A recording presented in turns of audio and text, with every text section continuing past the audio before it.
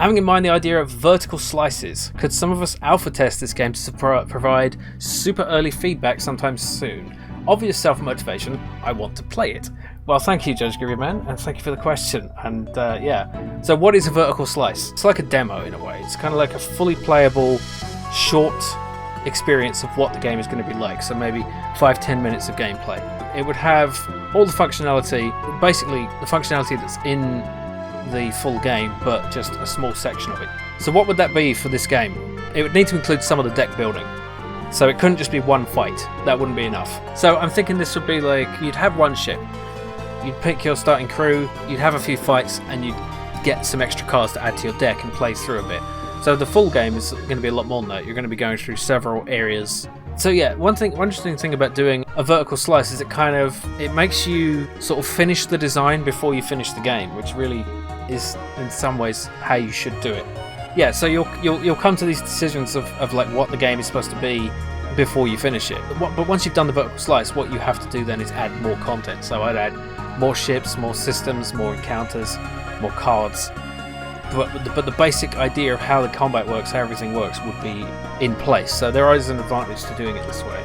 I don't know how long it'll be before I have a vertical slice of this game, because it's still really quite early in development. But if you do want early access to some of these prototypes I'm building, none of these have been done yet. Like, none of it's really playable. But I intend to have early versions of all my games from now on are going to be available to patrons at a certain tier of patronage. There's no point necessarily getting this tier yet, because there are no early prototypes yet. As soon as something is playable, people at that tier, patrons at that tier, will be able to play it. I'm having a rethink about how the Patreon tiers work. So I have these 3 tiers. I have Jim Thanks You, which is just like your base tier, which has, your name goes in the credits and stuff like that. Then there's the second tier, which is Jim Answers Questions, which allows you to ask questions like this.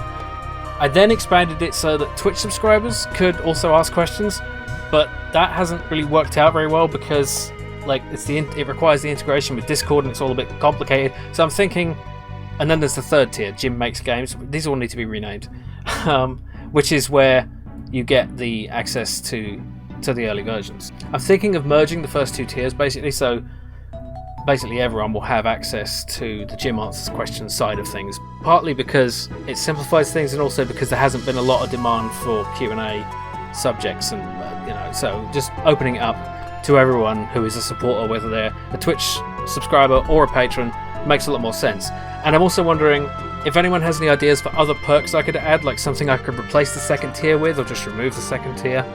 Let me know either here or on Discord or anywhere. Vertical Slice may be coming at some point, but before that there will be a playable version of some kind for the supporters. So let me know if there are any other patron perks you'd like to see, and stay tuned for more Q&A and devlogs. Thanks for watching.